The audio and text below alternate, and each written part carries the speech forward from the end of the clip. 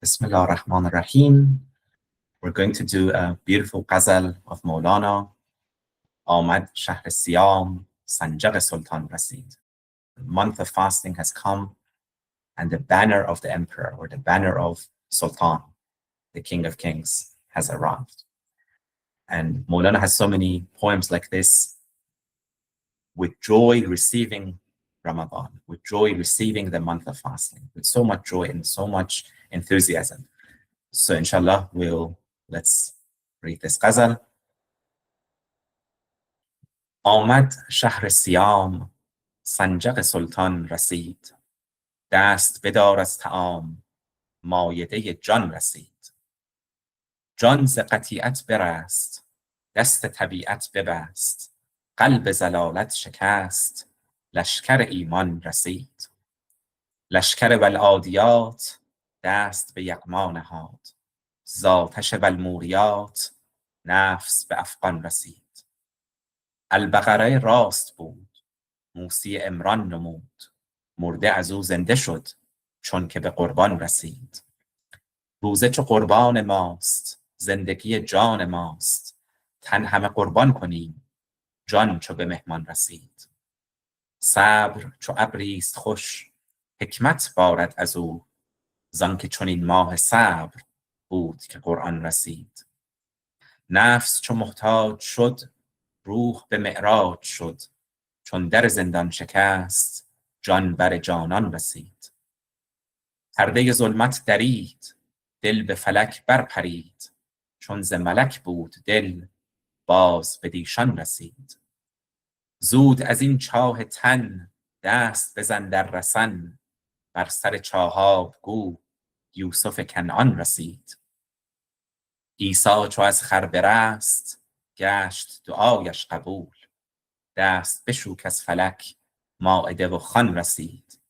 دست و دهان را بشو، نه بخور و نه بگو، آن سخن و لقمه جو کان به خموشان رسید.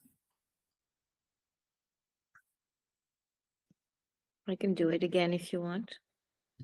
Yes, please, Kenzajan, thank you. With pleasure. The month of fasting has come, the Sultan's banner has arrived. Withhold your hand from food, for the soul's banquet has arrived. The soul is saved from separation, the hand of nature is tied. The heart of error is defeated, the army of faith has arrived. The army of the chargers has set its hand to plunder. From the fire of the strikers of sparks, the ego has begun to wail. The story of the cow was true. Moses, son of Imran, demonstrated it. The dead came to life through it when it reached the point of sacrifice. Fasting is our sacrifice. It is the life of our soul. Let us sacrifice the body entirely, for the soul has arrived as a guest. Patience is a sweet cloud from which wisdom reigns, for it was in this month of patience that the Quran arrived. Pardon. When the lower self became destitute, the spirit goes into ascension. When the prison door broke, the soul reached the beloved. The veil of darkness tore, the heart flew up to the heavens. Since the heart was of the angels, it has returned to them again. Quickly, grab the rope within this well of the body. Announce at the top of the well that Joseph of Canaan has arrived. When Jesus escaped from the donkey, his prayer was accepted. Wash your hands, for the table and spread have arrived from the heavens.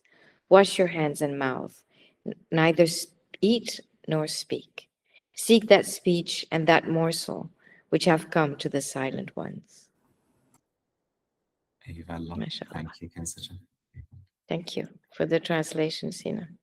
Thank you. Yeah, let's talk about it, inshallah, verse by verse. So it starts with Amad Shahr Siyam. The month of fasting has arrived. Sanjaq Sultan Rasid, and this is the emperor's banner, the banner of the Sultan, the flag of the Sultan. Now, back then in Maulana's time, when a king or a sultan wanted to enter a city, First, there would be people who carried his standard, he carried his banner. They would come first. And then you saw the banners, you knew the authorities there, you knew the Sultan is there, and the Sultan's coming. You knew that every other fight has to stop because the Sultan's here. And Maulana is saying, this is Ramadan. This is the month of fasting. When this month comes, all those arguments, all the rule of the body, the rule of the materiality in you, that has to stop. What I need, what I want, that has to be suspended. The Sultan is coming to take command. And then he says, "Dast bedar az ta'am." So abstain from food, abstain from worldly food, from morsels of food. Why? Not just to suffer, not just to be hungry for the sake of being hungry, but because there's a better food. There's something better. That's the food of the soul. That's the banquet of the soul. Maulana says, ma'ide jan rasid, or the food of the soul is coming. And for that, to make room for that spiritual food, you need to stop eating. You need to stop drinking. And that's why, Ibn al-Ghazal Hamadani, he says people think that Ramadan, it's about hunger. It's about not eating and not drinking. Well, actually, it's about eating. It's actually about eating more and drinking more. But eating of the food of Abit. And that's the hadith of the Prophet, because he used to fast. It was called the Sawm al-Wisal. So he would fast without iftar, 2 days in a row, 3 days in a row, I think. And the companions would say, you have banned this, you have forbidden this, forbidden us to do this. Why is it that you yourself are doing this? And then the Prophet says, I'm not like you, because I stay with my Lord at night. And he gives me food to eat, and he gives me to drink. So that's another type of food. That's another type of drink. And Maulana Ain al-Ghazal Hamadani, he says, Ramadan, it's all about eating that food and drinking that drink. And the drink that's Kallam Allah Musa taklima. God spoke to Moses directly. That's the drink that you should be drinking. So, or Jesus in the Gospels, it says, man does not live by bread alone. So there is something else. There's another bread, another food. And Ramadan, it's all about making room for that food, for the spiritual food, for the light, for the dhikr, for remembrance, for the words of Allah to land in your soul, for the nearness to Allah. So that's the trade of Ramadan. Yes, you give up halwa and baklawa and pakura, whatever it is, but then you make room for something more precious and more nourishing for the soul, for the spirit.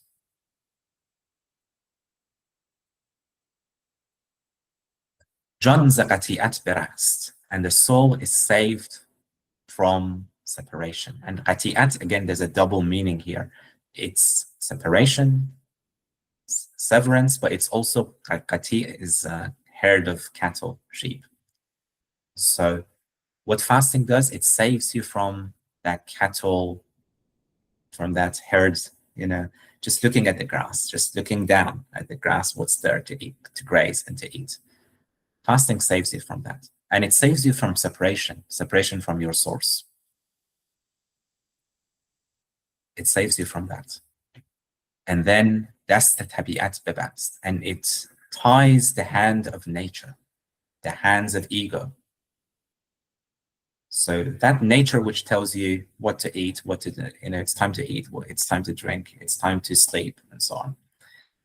And those hands are tied in Ramadan. Why? Because there's an army coming to help you. Normally, you can't do it by yourself. The nature is so strong. Eating and drinking, they're so fundamental to our nature. But then there's an army that comes to help you. That's the army of faith. It comes and it defeats the qalb, the heart of error, the heart of forgetfulness, the heart of misguidance. That's forgetting Allah. And that heart is defeated. The nafs al-ammara, the commanding self. Fasting comes and helps you. It helps you and it rescues you from that inner بردگی درون, inner servitude or inner slavehood. لشکر والعادیات دست به یغما نهاد. This comes from the Quran, doesn't it? والعادیات, the horses, the chargers, the horses that run so fast that you can hear the heavy breathing, hear how they breathe so heavily. And then والموريات, the ones that when they charge so fast that their hooves strike fire. So with their hooves they strike fire on the stones. And there are different commentaries on this.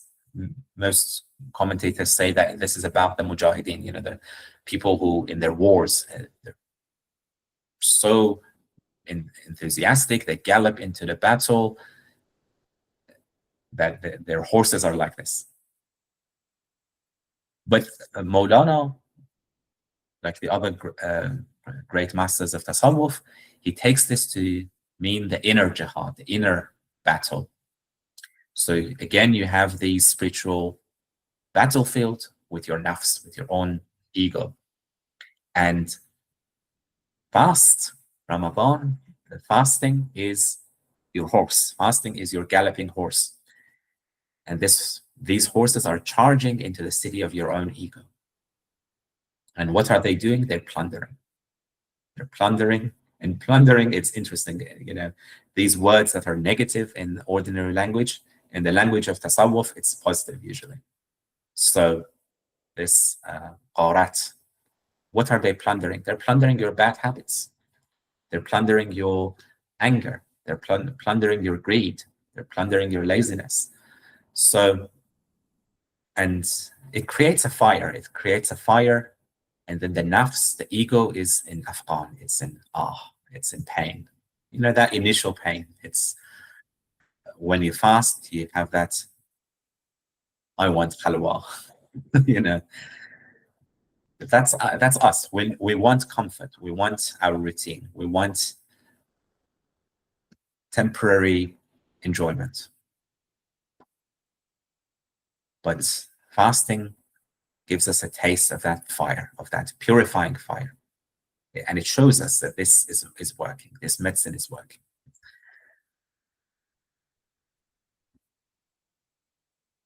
And then, so Maulana says, Al-Baqarah rast bud. The story of the cow. So this is in the Quran again. The story in the Quran that someone in Bani Israel, someone among the Israelites killed another, and they didn't know who the killer was. And there was a fight among people who the killer was. And the command from Allah was kill a cow, sacrifice a cow. And then when that the meat of the cow or the skin of the cow touches this dead body, the dead body will come back to life and will tell you who the killer is. Now, of course, the Israelites wanted to delay obeying that command. So they kept asking Moses questions. What color is the cow? How fat is the cow? Is it a cow that's working? All sorts of questions until finally they sacrificed the cow. But the initial command was just sacrifice a cow, any cow. It doesn't matter which cow it is. And ultimately, the cow that we all need to sacrifice is the ego. And that's why in the same surah it says, "Uqtulu anfusakum." Moses says, you need to kill yourself. You need to kill your own ego. That's the sacrifice I need, not a cow. Now, Maulana says, this is what's happening. When you sacrifice, when you say no to your own ego, you say no to your own nafs, your self, your true self comes back to life. The aql, the spirit, that comes back to life. So if you want your heart to come back to life, if you want your heart to be alive, you need to make that sacrifice. As long as your cow, the cow inside you, the al-Baqarah inside you is fat and is not sacrificed, the spiritual heart is dead. Once you sacrifice the cow, through the discipline, through fasting, then that spirit, that intellect, that remembrance within you, which is dead, but dead momentarily, once you sacrifice your cow, that dead dead spirit comes back to life, and then you will have the true life. You will have the life that you want. Any comments so far? Sorry, I just raised my hand. Okay. I found it after. I just want to say, like, to be careful, because qatala in the Quran can mean two things. It can mean to kill, or it can mean to fight. And in the Arabic of the 8th, 9th century, it actually meant to fight, not to kill. Yeah. So qatal came in much later Arabic as meaning to kill. So it's more like your ego is your adversary, rather, not necessarily kill it. Because if you kill your ego, you kill yourself. Yeah. Like, you were created. And so ego is also you. You see, so you can't kill it, but you have to tame it, let's say. Just in terms, also reading the Quran, there are a lot of misinterpretation, because every time there's qatal, people see it as killing when it originally means fighting or yeah, that's a and really... then the image of the horses, of course, we have to remember where Maulana's from, and that he lived in Bukhara and everything. So it's a lot the images of the horses of Fergana, of course. The famous flying horses of Fergana, which is nearby. Yeah, absolutely. Yeah, indeed. That's a really good point. I mean, sometimes, in Sufi works, it says kill your ego figuratively. It doesn't mean killing yourself. It basically means killing the negativity in you, the right. Negative because your side. ego is your nature. I mean, it's you.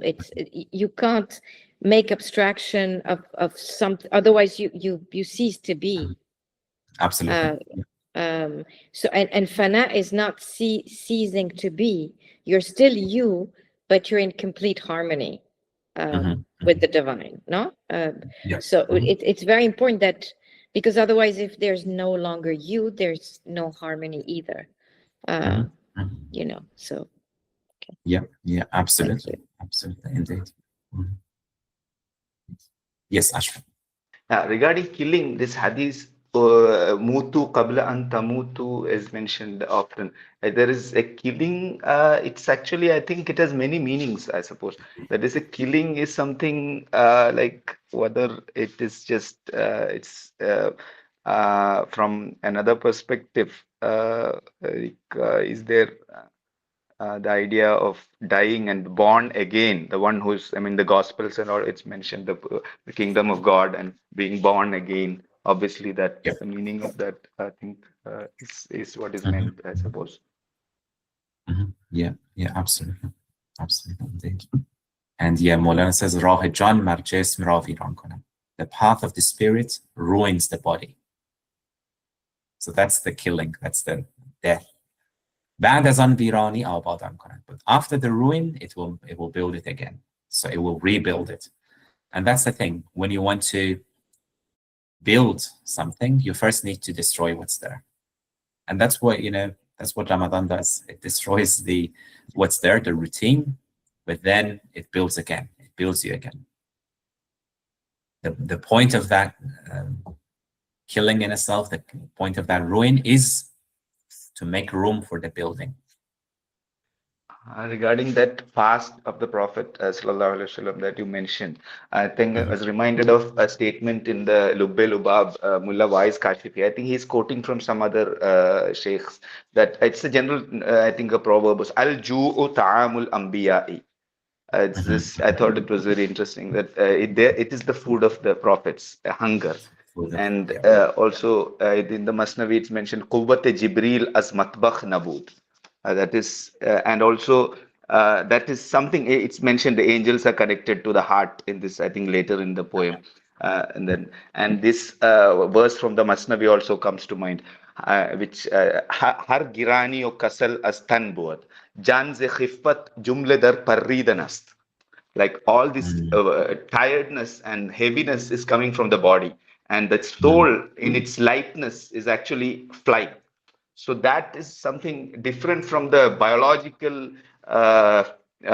issues. I think there is some kind of alchemic or whatever transmutation happening, that the spirit manifesting its powers, and the obstruction that is by the whatever the body is being like removed or rather lifted. And I think that from externally, obviously, that it is something of a weakening, but internally it is like a strengthening and a unleashing of the soul, in a sense. I mean, the spirit. So it's that was came to mind. Allah, indeed, indeed. Beautiful, yeah, beautiful points. Thank you, Ashra. Yes, قوت جبريل از مطبخ نبود. The power of Jibreel was not from the kitchen. It was not from food, from kebabs, right? It was from بلکه از دیدار خلاق ودود. It was from the sight, from the meeting, or from the sight of the creator, of the loving creator. And that's what Ramadan does to us. That's what fasting is supposed to take us from grazing to gazing, right? From food to beholding the beloved.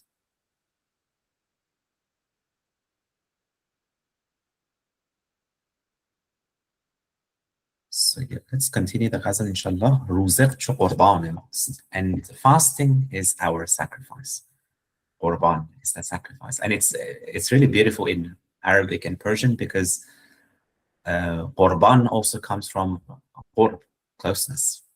Right? It's sacrifice, but it also brings us closer to God. It also brings us closer to Allah. And it's the life of our soul. Zindagi jaan mast. It's the life of our soul. And yeah, that's, Maulana has another very large, long ghazal about fasting. And he says, گرچه ایمانش گشت مبنی بر بنای 5 رکن, even though the faith has 5 pillars, هست از اینها, I swear by God, the greatest of them, the greatest pillar is fasting.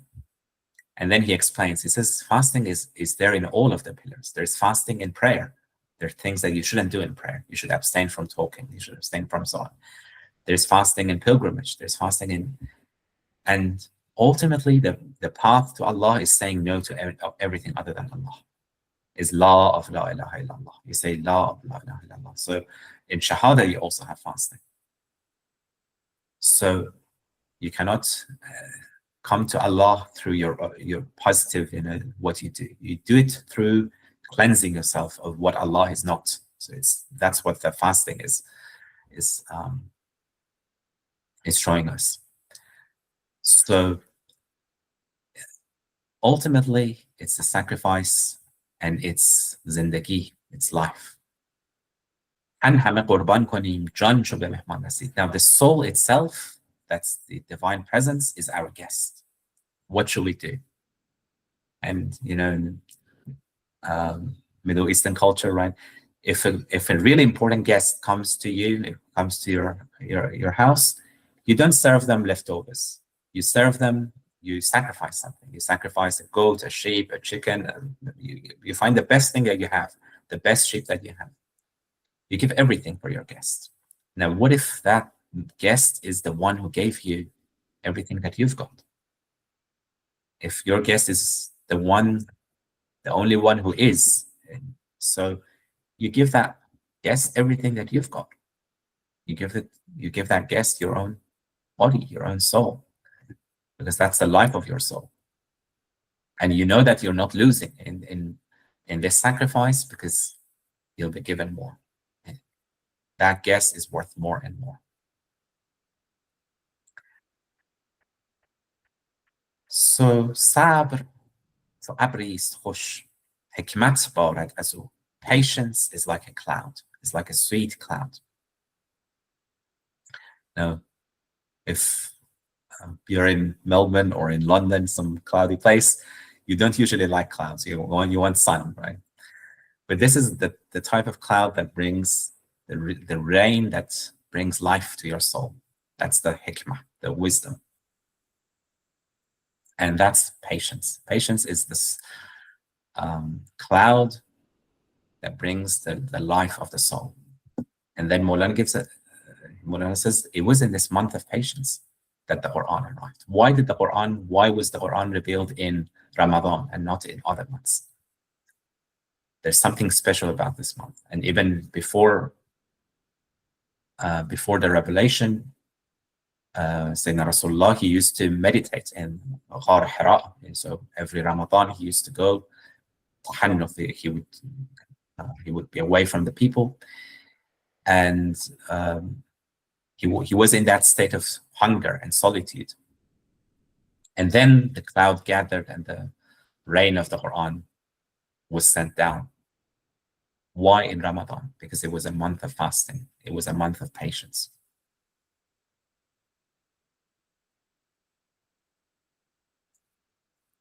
نفس چو محتاج شد روح به معراج شد. Because so long as the nafs is fat and happy, the ruh is in a cage. But when the nafs becomes destitute, so there are two in us. There is the lower self and the spirit, the nafs and the ruh. And there is, in Ramadan, you see that tension between the two. The lower self wants tajin or baklava or whatever it is. But the spirit wants something more. It wants the gazing. It wants the beholding the beloved, being with the beloved. And there is that tension between the two. Now, چون در زندان شکست, we're just like a bird in a cage. And that bird is ready to fly. That bird knows it's a bird. But it's waiting for the prison door to break. Once the prison door is open, the bird is flying. The bird flies to the beloved. Jan bar janan rasid. And it reaches the embrace. Bar, it can also mean embrace. It reaches the embrace of the beloved.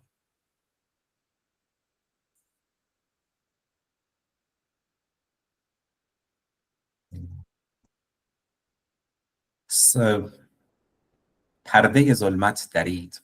And the veil, so parde is the veil of zulmat, darkness. So this veil is covering the light within us, the nur within us. So we already have that light in us. It's just covered, it's just veiled. That's the fitra. And then قَدْ خَابَ مَنْ دَسَّاهَا. There are those who cover this fitra. And there are those who purify, there are those who cleanse themselves, and then the mirror is shining, that mirror is bright. آینت دانی چرا غماز نیست. Do you know why your mirror is not showing? It's because the rust and the dust has covered it.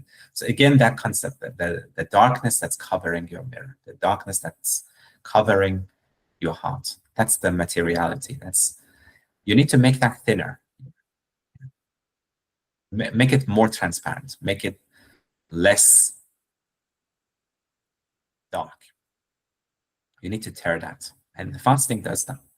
Once you do that, the heart flies. Again, the heart flies to the heavens, to the celestial realm, to the falak. چون ز ملک بود دل, because the heart belongs to the angels. The heart is angelic. Or you could read it چون ز ملک بود دل, because the heart belongs to the king. The heart belongs to God.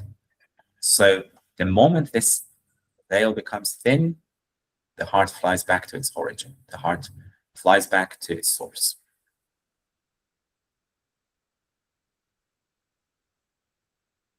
زود از این چاه تن دست بزن در رسن. And you're in this well of the body down there, but then you have a rope. There's a rope sent down to you. So grab that rope and climb, go up. And then announce at the top of the well that Joseph is out. Joseph is out of the well. That's again a reference to the story of Joseph. So we're all in this well, but we need this rope of fasting, or the rope of the Quran, the rope of Allah, the practice, the spiritual practice, the discipline. We need to grab that, and then we can come out. And we can announce to everyone, the angels, the spiritual beings, everyone, there's this good news. I'm out. I've been delivered.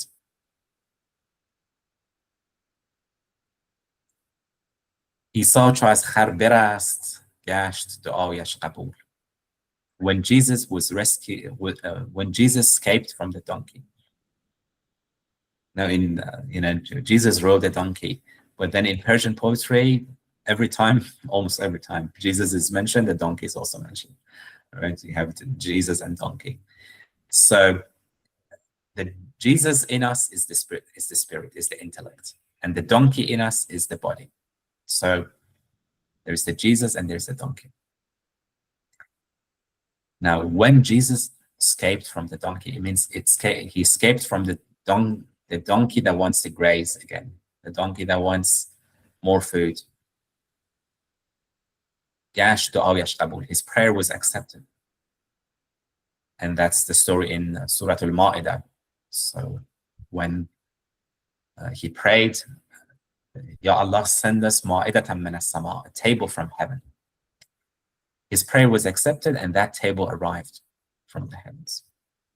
Now you need to wash your hands. That's the purification. Again, cleansing, purifying yourself. Wash your hands. And dastshostan in Persian, it also means to give up. And so washing your hands, that's the literal meaning. The metaphorical meaning is you need to give up. You need to abstain. So this abstaining is washing your hands, getting ready for the meal, getting ready for the spiritual meal. And that's the meal of Jesus. That's the ma'idatan min as-sama. And there's dirt on our hands. There's greed, there's envy, there's anger. There's lust, there's attachment to this world. We need to wash our hands because this food is pure and it accepts only the pure. لا يمسه إلا المطهرون. Only the pure can touch this. So we need to purify ourselves before we're ready for the spiritual food. Last bait, دست و دهان را بشو. And not only your hands, but your mouth as well. You need to be silent. So you need to practice silence. And نه بخور و نه بگو. Neither eat nor speak. And on سخن و لقمه جو. So seek that speech and that morsel which comes to the silent ones. And silent ones are those who speak, but it's not their ego that's speaking. It's Allah who's speaking through them. So Maulana says Ramadan, it's not just about abstaining from eating, it's also abstaining from chatter. It's also abstaining from talking. A lot of what we say is not necessary. And even the good things that we say, let's be silent. Let's practice silence. And then the divine will speak through us. And that's, what you see in Surah Maryam. There's Zakaria who has to be silent. There's Maryam who has to be silent because she's pregnant with the word of Allah. Kalimatun min Allah, the word from Allah. So, Maulana is saying, be silent. Be one of those silent ones and the word of Allah. Let the word of Allah, let Allah speak. Listen, right? So again, as Maulana says, Bishnu, that's the message of the entire message of the Masnavi is listen, Bishnu. Bishnu as nay, listen to the reed flute. And we need to become a reed flute empty, just like that reed flute. And then we'll be able to listen, truly listen instead of talking. And the words of the reed flute, they're not coming from the reed flute itself, they're coming from the flute player. Yeah, any comments, reflections?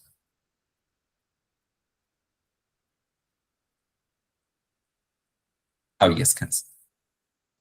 Yeah, if I may, it's just to note in terms of the poetry of Maulana, the juxtaposition of these horses that are, full of life and sparks, and Jesus' donkey. And he always does that often does that. Try to put contrast in images, and it becomes kind of more vivid when we think about it.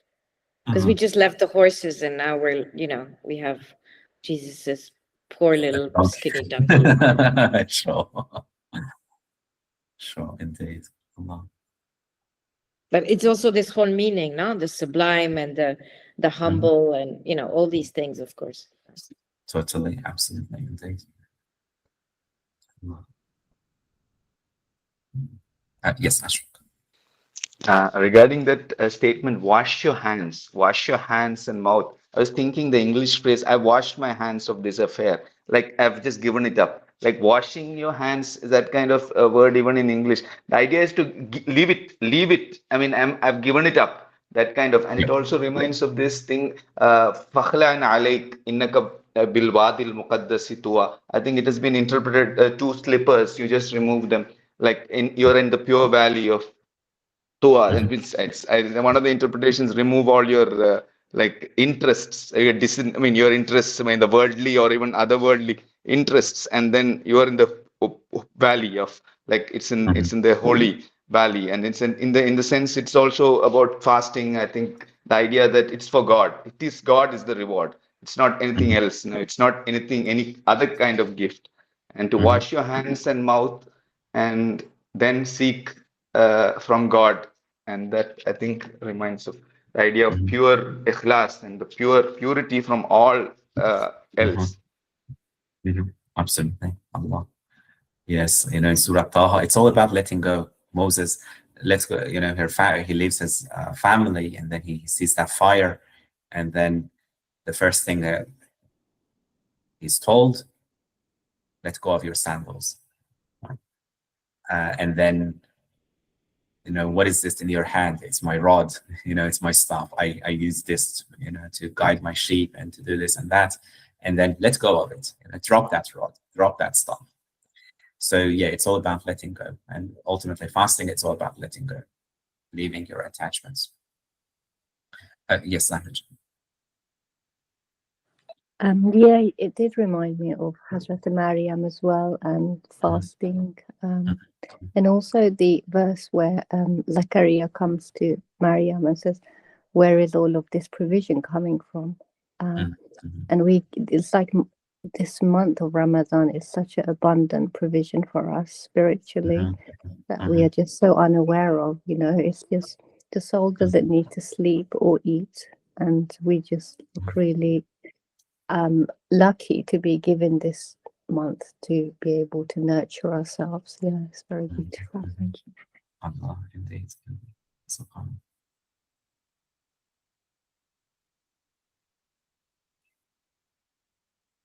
Yes, Ashwin. And just regarding being silent, I was thinking also that silent from speech, also silence from thought, like the chatter of thinking. And you mentioned about say Maryam being pregnant with the kalima, I mean the word, in the sense that everything else like it's silence, and then the word speaks. So otherwise, having our chatter in the internal thought processes and all these kind of various things about this and that. And then I think Maulana also, I think he mentions in the Masnavi about, I think, the story of a bear which was being chased by honeybees, and then it submerges itself in the river, and then the honeybees leave it. And once it comes up again, the honeybees again sting it. So then it again submerges in the water, and then it's safe in the water. So it's like that kind of submersion and in submerging immersion is tigrak and all. It reminds of the idea that speech and this kind of continuous kind of uh, this and that of various things that one is worried about or thinking about, and then all that come in the way of actually contemplation. Absolutely, indeed. Indeed. Any other comments? Oh, yes, Ashwin. Also regarding that Qurban that you mentioned the connection between Qurb and Qurban, and it's in the Quran, it's mentioned, إِذَا سَأَلَكَ عِبَادِي عَنِّي فَإِنِّي قَرِيبٌ. And then this inni qarib, that to recognize that it is always the case, but whether we are able to like recognize that, or rather to be aware of that. And I think in the Masnavi, the verse that is there regarding qurb is I think relevant, is that qurbna balana pasti raftanast qurbe haq as habse hasti raftanast, like that kind of hubs, that prison, or rather the chain. And I think fasting may, or it's even in this poem itself, it's mentioned that the chains, unchaining. and it's that liberation from that prison. And I think that is opportunity. Indeed, indeed. Allah. What a beautiful, yeah. قرب نه بالا نه پستی رفتن است. Getting close to Allah is not going up. It's not going down. Because Allah is not up there. It's not down there. So, قرب خود از حبس هستی رستن است. It's to be released from the cage of existence. It's to be clear, to flee from this cage. Absolutely. And yes, I mean, fasting is all about this silence. It's all about this silence which allows us to hear Allah, to hear the beloved. Because there's all this noise inside us, our thoughts, and also the noise around us. There's a lot of chatter, there's a lot of noise. But ultimately, we need that silence. And in that silence, we'll be able to hear the beloved. And emptying your cup. So long as your cup is full, the cupper, the saqi, as the Sufis say, cannot fill your cup because it's already full. You need to empty your cup and make room. And hunger does just that. It allows us to be filled. It allows us to be filled by Him. And it's a type of death, ultimately. It's saying no. That's the no to your desires, no to your wants. That's a type of death. That's mutu qabla an tamutu, die before you die. There is this anecdote, Maulana's son, Bahauddin, comes to Maulana and says, people ask me about the tariqah of Maulana. What is Maulana's way? What is Maulana's path? How should I answer them? How should I answer people? And then Maulana says, if anyone asks you, tell them nakhordan. Tell them it's not eating, not drinking, abstaining from eating and drinking. That sums up my path, my way. And then he paused for a moment, and then he said, nay, nay. And nay is interesting. It says no, no. It says saying no to anything else. That's the law of la ilaha illallah. No, no. Nay, nay, nay. And it's also reed flute, the nay in the Maslami. Vishnu is nay, listen to the reed flute. And he said, nay, nay, bal murdan. Rather it is to die. So when I say nakhordan, that's just the outer, again, the outer level of fasting. That's the outward level of fasting. But there are people who can't fast for different reasons. They can't fast in that nakhordan sense, in that sense of not eating, not drinking. But the inner fast, the reality of the fast is saying no to everything other than Allah. It's the law of la ilaha illallah. And that's more than ultimately to die before you die. And that's the law of la ilaha illallah. When you come from the door of law, then you reach Allah. You reach Allah. And through fasting, you see the reality of la ilaha illallah. And that is saying no. No to everything else. No to most of Allah. No to everything other than Allah. And yes, only to Allah. Yes, only to the beloved. Yes, Ashwin.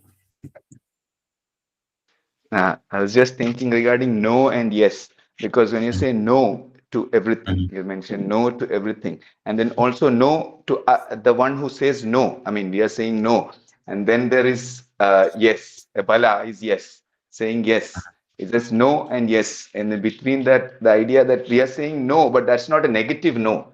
It's from the no. It's like the no to the negative. And negative of negative, it seems to be like that. It's ultimately positive. So it's we are negating the negative, and what remains is positive. It's not negative.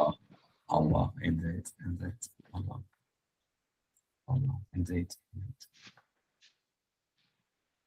indeed. But yes, I mean, the point is, we cannot become good unless we cleanse ourselves, right? So that's. It's not about acquiring goodness. It's more about cleansing yourself of the greed, and that's how Maulana begins the Masnad. He says, there is greed, and then there is pride. There is all these ailments, diseases. And love is the medicine. Love is the medicine to our pride and our greed.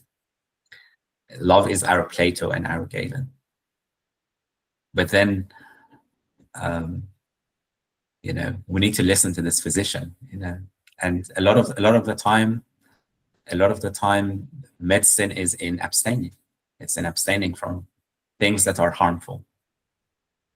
So that's and that's the type of medicine that fasting is. It's abstaining, ultimately abstaining.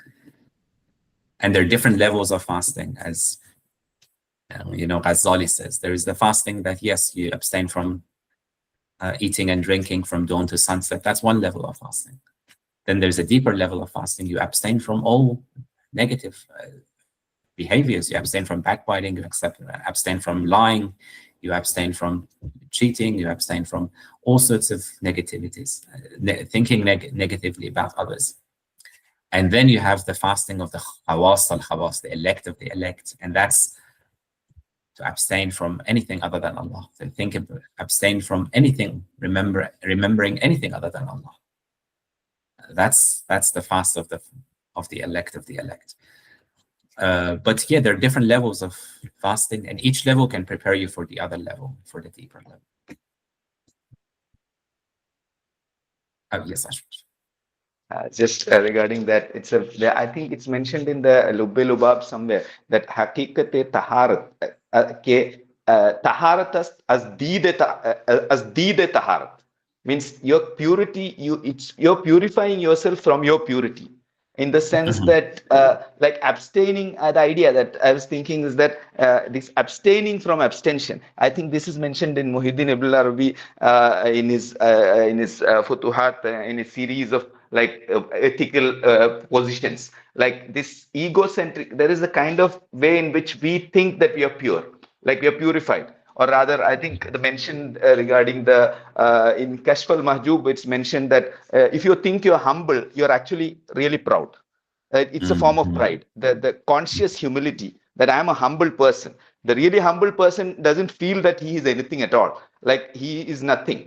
And then he wouldn't be even saying that I'm a humble person. So that kind of there is like a paradoxically, I think fasting gives that possibility of getting rid of the egocentric claim to purity, or even saying anything and attributing it to your like merit or effort or something. And I think that is like also a path of clearing that kind of false claim that we might be liable to make.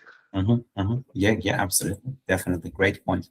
And you know, that's why in the prayers, you know, at-tayyibatu lillah, zakiyatu lillah, all the goods in you, that's not from you. You know, if you're humble, if you're you know, charitable, if you're fasting, if you pray, that's all from Allah. It's all, you have no, you cannot claim any credit for that. All goodness, all prayers, all purifying acts, they're all from Allah, for Allah, to Allah. So you're thinking that, oh yeah, I am humble, you know, I am charitable. That I is the problem. Yeah. Because at-tayyibatu lillah, good, they're all from Allah. You're not there.